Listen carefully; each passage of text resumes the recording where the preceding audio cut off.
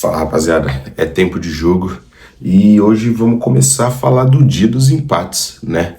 Ontem foram 4 jogos no total, os jogos começaram um pouco mais cedo, mas para quem esperava grandes goleadas, ontem foi o dia dos jogos mais truncados que a gente teve nessa Copa do Mundo.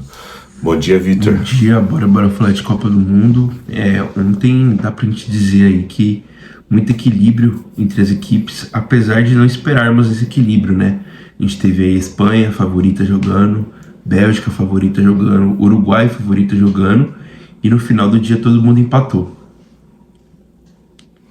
Exatamente. Então vamos começar com o jogo da Espanha. Eu já comentei brevemente sobre o jogo no nosso Reels mais recentes no Instagram, para falar da grande atuação do nosso querido Vozinha, tá? Excelente partida, se não perfeita, se não impecável do goleiro de Cabo Verde. A Espanha entrou com um time meio misto para esse primeiro jogo, talvez acreditando que esse time misto seria o suficiente para vencer de Cabo Verde e também para poupar jogadores que voltavam de lesão, que era o caso de Lamine Yamal, que era o caso de Nico Williams, mas aparentemente não foi o suficiente. A seleção espanhola tentou bastante, com bolas infiltradas, com cabeceios, com chances com o próprio Ferran Torres, que nesse jogo jogou pelo lado direito, que é o lado que supostamente joga Lamine Yamal. Mas só que mesmo com tantas chances criadas, a seleção da Espanha parou no muro chamado Vozinha. Um muro chamado Vozinha, né? Eleito melhor em campo, fez uma partida histórica, mas a gente tem que colocar aqui também na conta toda a defesa do Cabo Verde, que fizeram uma partida espetacular. Eu vou destacar aqui os dois zagueiros do Cabo Verde, o Dini e o Pico, que, cara, sem palavras, fizeram a partida da vida deles, porque o Vozinha, claro, quando a bola chegou, ele defendeu, fez o milagre, fez a defesa segura, mas a dupla de zaga, ela estava constantemente ali dentro do jogo, rebatendo a bola, ela estava defendendo, fazendo linha de impedimento. Então, com certeza tem que se destacar essa defesa e a estratégia de Cabo Verde, que foi justamente vir para não atacar, para defender, e fez isso de uma maneira muito correta e limpa, né? O Cabo Verde, ele cometeu apenas uma falta durante todo o jogo.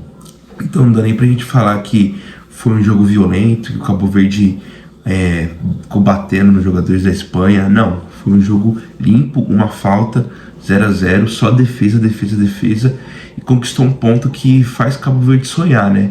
Dentro desse grupo que a gente colocava Espanha e Uruguai como soberanos, Cabo Verde empata e coloca uma pulga na nossa orelha de: será que a Arábia Saudita consegue ganhar do Cabo Verde? Será que o Uruguai consegue ganhar do Cabo Verde? Já que a Espanha, que é a melhor seleção do grupo, uma das melhores do mundo, não conseguiu.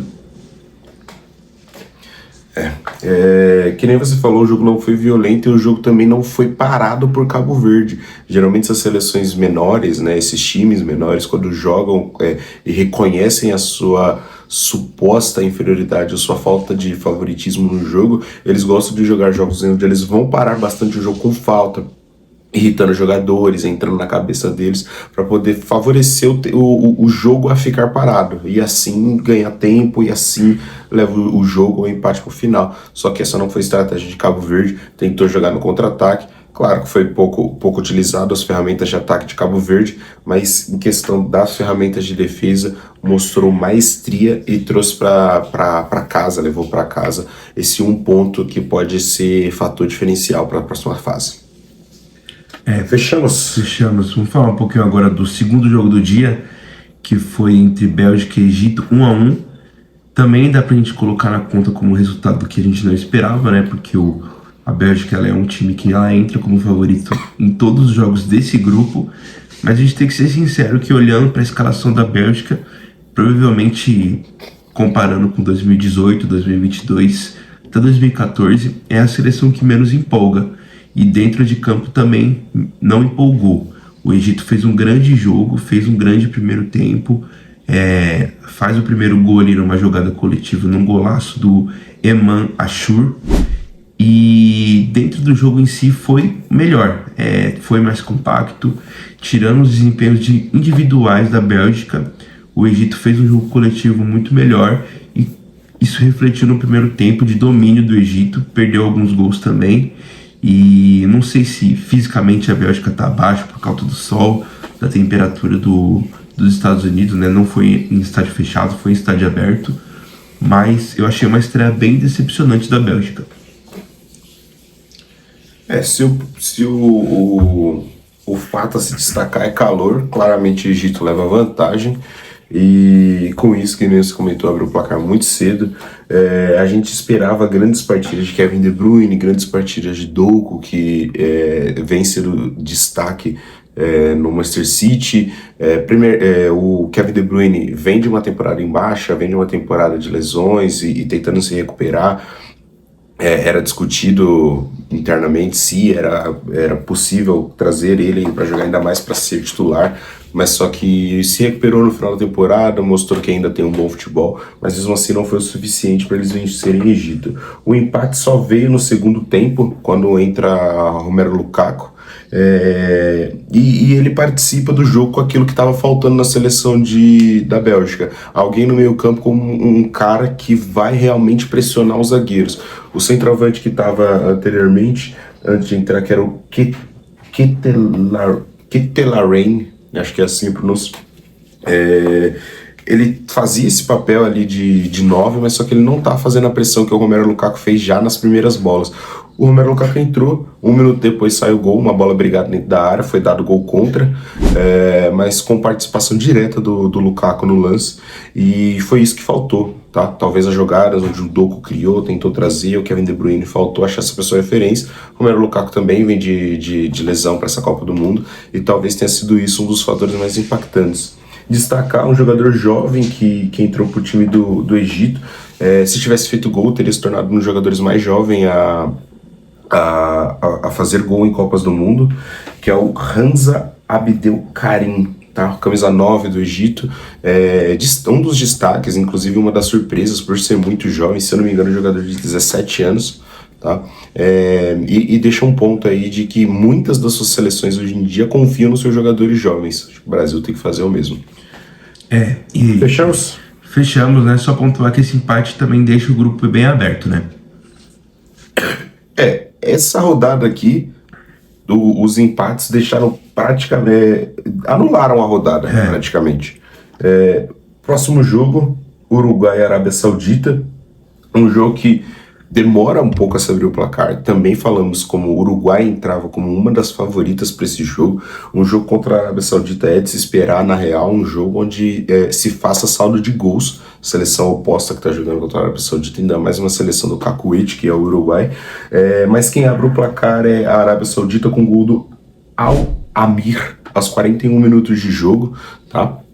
E depois disso o Uruguai precisou acordar, mas ainda assim demorou-se a acordar. O Uruguai fez as suas mexidas para tentar melhorar o meio de campo, para tentar melhorar o sistema ofensivo, e mesmo assim não surtiu muito efeito. Primeiro tempo termina 1-0 Arábia Saudita, e aí só no segundo tempo que veio a resposta de Uruguai. A gente pode, dá pra gente falar, eu também concordo com você que o Uruguai chega como favorito, mas eu não concordo que chega para golear, porque eu acho que o futebol da Arábia Saudita ele evoluiu muito, e o Uruguai ele é um time de excesso de vontade. Toda vez que as pessoas falam do Uruguai, falam que é um time guerreiro, que corre, que briga, mas tão pouco tecnicamente a gente fala, né? Falta muitos jogadores técnicos do Uruguai. Perderam a Arrascaeta, então acaba que fica uma questão muito do individual do Valverde. Darwin Núñez não vem bem, outros jogadores que têm grande destaque uruguaios também não vão bem. Então o segundo tempo ele reflete o abafa. O Bielsa coloca o atacante, coloca o time para frente, a Arábia também pelo seu gol recua, e o Uruguai ele abafa, muitos escanteios, finalizações fora da área, uma grande atuação do goleiro saudita, e numa jogada ali num rebote, Maximiliano Araújo faz o gol de empate do Uruguai, que ainda dá uma sobrevida no jogo. O Uruguai continua pressionando, mas não consegue fazer o gol, né? Então acaba que fica esse espelho do Uruguai de ser um time muito competitivo, um time que corre, um time com muita raça, mas não tem nada muito técnico. E isso a gente tem que colocar na linha, porque a gente sabe que o excesso de vontade ele não vai levar a lugar algum. Então o Uruguai ele precisa também ter essa ciência que tecnicamente importa, não só essa questão de ser um time guerreiro, ser um time que corre, que briga. E ontem faltou justamente esse lado técnico para poder sair com uma vitória. Dos grandes nomes do Uruguai, não tiveram uma grande partida, tá? Fred Valverde aparentemente não entrou muito inspirado, não fez um grande jogo, teve poucas finalizações. O próprio Darwin Núñez é um jogador de momentos de pico e não teve o seu pico ontem, então deixou a desejar mesmo a seleção do Uruguai. Mas, que nem a gente falou, 1-1, embola todo o grupo novamente. Se safa a Espanha, que entrou como uma grande favorita, né? Com esse empate, uma vitória para qualquer um dos lados, obrigaria a Espanha a ter que vencer os seus 2 jogos para não ter que pegar, por exemplo, uma Argentina já na próxima fase, tá? Então, fechamos? Jogo 3? Fechamos. Agora vamos falar um pouquinho do último jogo da rodada, um jogo que muita gente pode, como a gente falou aqui, né? Olha para a Copa do Mundo, vê um jogo com seleções não tão tradicionais, fala que pode ser um jogo ruim, um jogaço. Dá pra gente dizer o jogo mais equilibrado do dia. 4 empates, todos foram equilibrados, mas esse dá pra gente colocar também na questão dos gols. Irã 2, Nova Zelândia 2.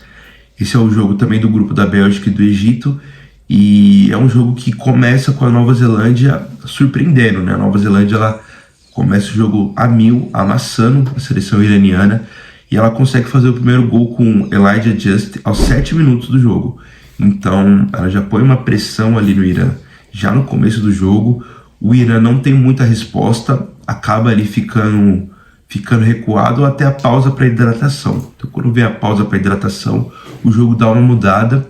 O Irã retoma a posse de bola e consegue pressionar, fazer o seu jogo. E também empata o jogo logo no primeiro tempo com Ramin Hazeyan, aos 32 minutos, empata o jogo e coloca um equilíbrio que era o que a gente esperava dentro do jogo, né? De todos os jogos, de todos os empates que a gente teve muitos desempenhos individuais nesses empates. No jogo de Cabo Verde a gente teve o maior destaque dos zagueiros e do goleiro. No jogo de... nos jogos posteriores, não vou entrar em todos aqui, só que nesse jogo a gente encontrou muito equilíbrio técnico de ambas as equipes, de todos os jogadores, né? Foi um jogo que nem ele comentou, o Victor comentou, até a primeira pausa para hidratação era um amasso de Nova Zelândia até o Irã conseguir realmente se organizar. Depois da organização, os gols só voltaram a acontecer no segundo tempo. De novo, Just fez o segundo gol da Nova Zelândia, colocando a Nova Zelândia à frente do placar aos 54 minutos. A resposta veio logo em seguida, 10 minutos depois, a equipe iraniana consegue o empate com Morebi aos 64 minutos, e a partir daí foi basicamente uma trocação entre as duas equipes. Era ataque de Nova Zelândia, roubo de bola, ataque do Irã.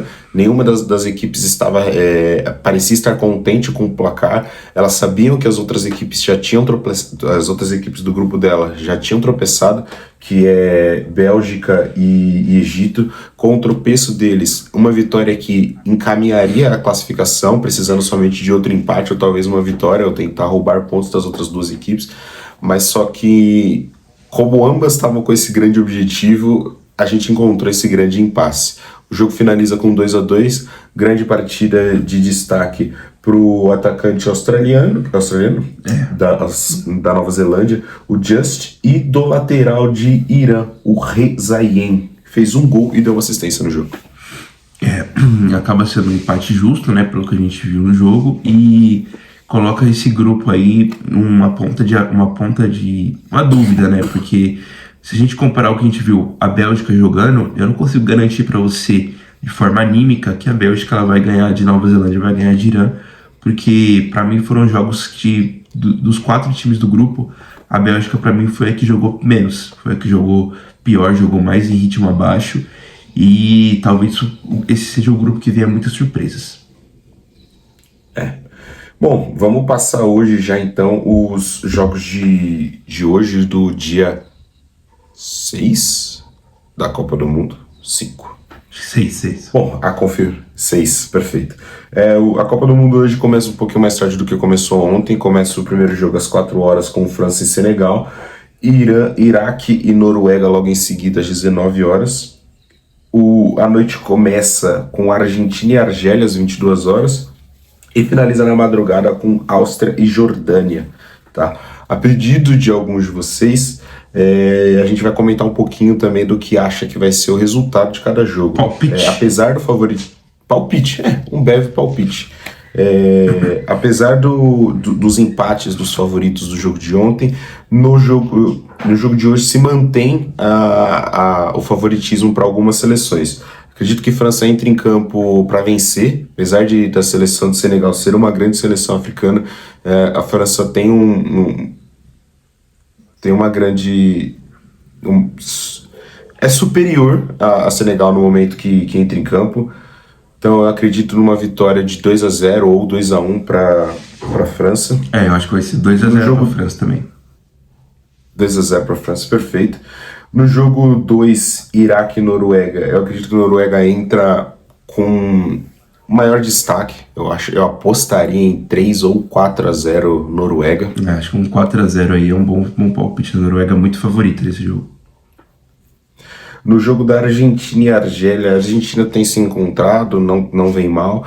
Então eu acredito que a Argentina 3-0 para cima da Argélia. Aqui é 1-1. A Argentina vai pipocar como sempre. A Argentina fica meio nervosa em estreias. E Áustria e Jordânia já acho que é um jogo um pouco mais equilibrado, mas uma leve vantagem para a Áustria. Eu acredito que 2-1 Áustria nesse jogo. Eu acho que vai ser um amasso da Áustria, acho que vai ser um 5-0, porque eu acho que o nível da Jordânia é muito abaixo dessa Copa do Mundo.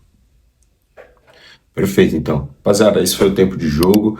Espero que tenham gostado. Se gostaram, curte, compartilhe o vídeo com seus amigos e comenta aí se discordam ou se concordam com alguma coisa conosco. Perfeito? Valeu! Muito obrigado.